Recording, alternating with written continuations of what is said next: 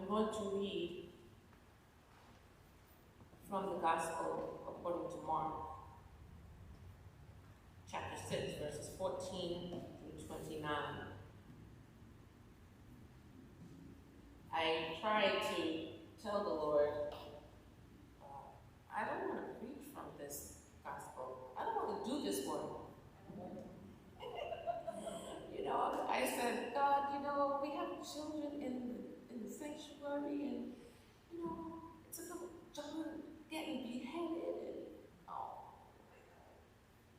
But there's a lot of lessons in here. So here we go.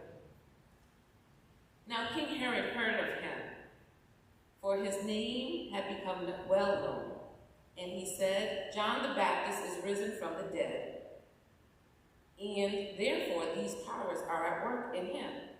Others said, it is Elijah, and others said, it is the prophet, or like one of the prophets. But when Herod heard, he said, this is John, whom I beheaded. He has been raised from the dead. For Herod himself had sent and laid hold of John, and bound him in prison for the sake of Herodias, his brother Philip's wife, for he had married her. Because John had said to Herod, it is not lawful for you to have your brother's wife. Therefore Herodias held it against him and wanted to kill him, but she could not. For Herod feared John, knowing that he was a just and holy man, and he protected him. And when he heard him, he did many things, and heard him gladly. Then an opportune day came when Herod, on his birthday, gave a feast for his nobles, the high officers and the chief men of Galilee. And when Herodias' daughter herself came in and danced and pleased Herod and those who sat with him, the king said to the girl, ask me whatever you want, and I will give it to you. He also swore to her, whatever you ask me, I will give you up to half my kingdom. So he went out and he said to her mother. So she went out and said to her mother, what shall I ask? And she said, the head of John the Baptist. Immediately she came in with haste to the king and asked, saying, I want you to give me at once the head of John the Baptist on a platter. And the king was exceedingly sorry. Yet because of the oaths and because of those who sat with him, he did not want to refuse her. Immediately the king sent an executioner and commanded his head to be brought. And he went and beheaded him in prison, brought his head on a platter, and gave it to the girl, and the girl gave it to her mother. When his disciples heard of it, they came and took away his corpse and laid it in the tomb. It's a hard story. It's a really hard story.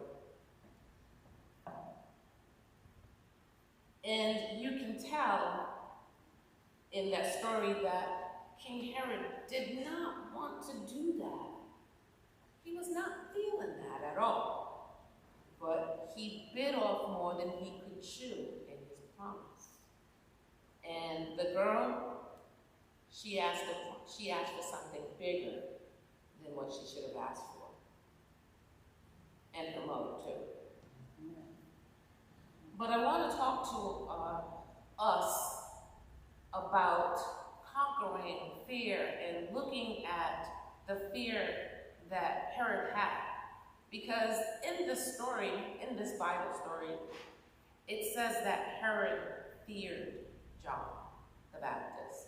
And we also recognize, even though they don't use that language, that he was also fearful of how he would be seen as king if he didn't do what she asked, because he made the promise. It says that he was concerned about not only the fact that he made his promise, he took an oath, he swore that he would do it, but the people around him that he was sitting with made it even more important for him to keep his word.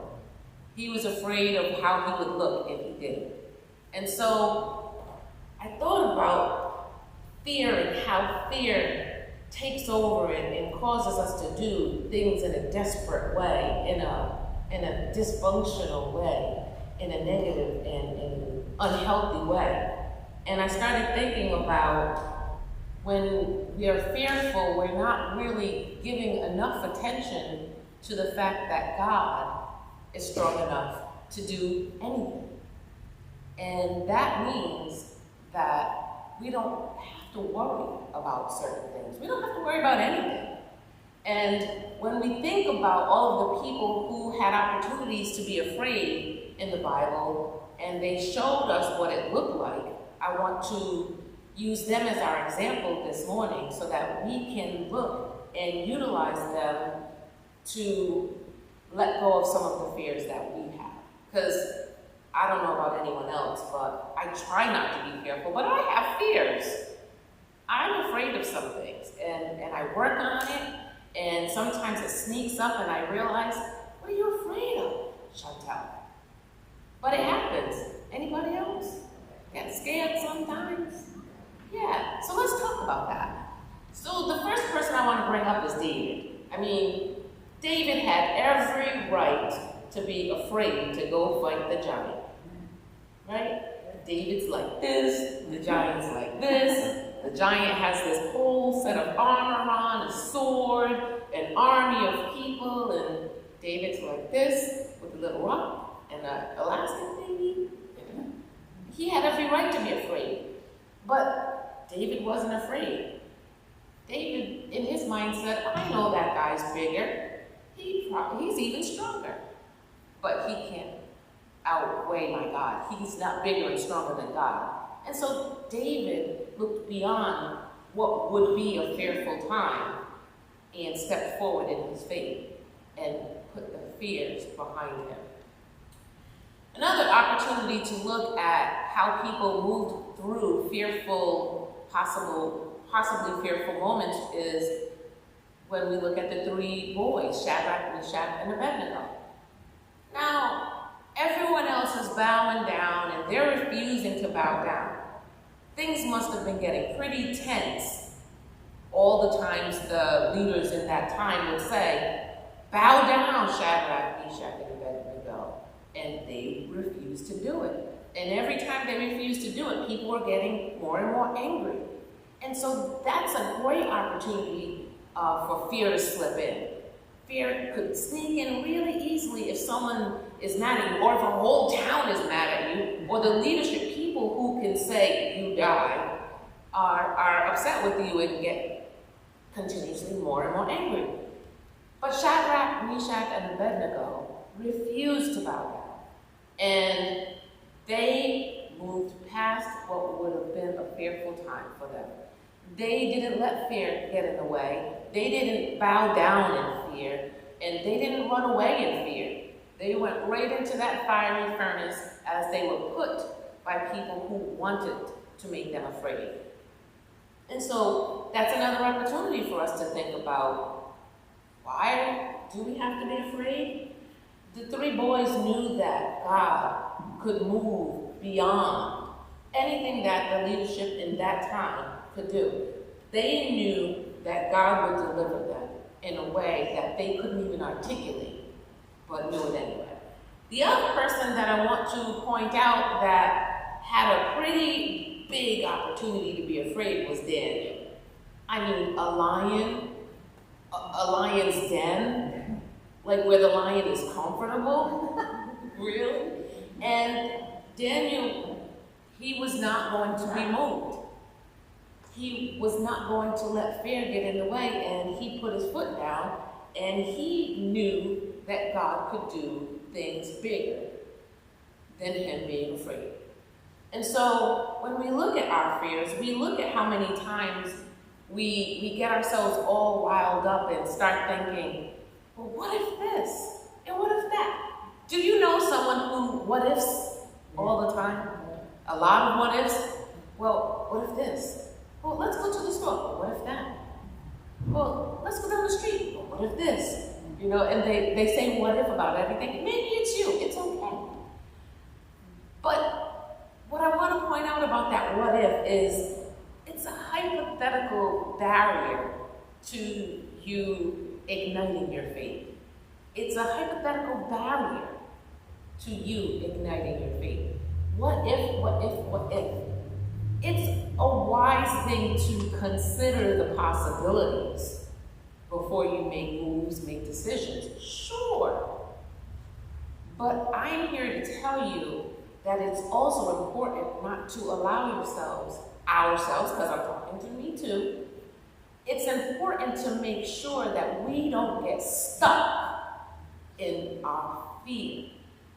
We don't make horrible decisions because we're afraid. We don't bite off more than we can chew and then be afraid to make things right because we're afraid of what others may think. I have a relative, I won't say the relation to me because you'll figure it out. But I have a relative who used to lie all the time. And I said to him, you know, I think that's your habit now. You just lie. And now when you get caught, you're afraid to get in trouble. So why don't you just clean that up and practice not lying? Or every time you lie, if one slips out, I want you to practice going to fix it. Don't be afraid of the truth. And to my knowledge, that worked well for him. But it takes some practice sometimes to get away from the worrying, to get away from the what ifs. And COVID didn't help anything at all either, did it? I mean, people who weren't afraid of things had to become rightly concerned for their own health and well-being and the people around each other, right?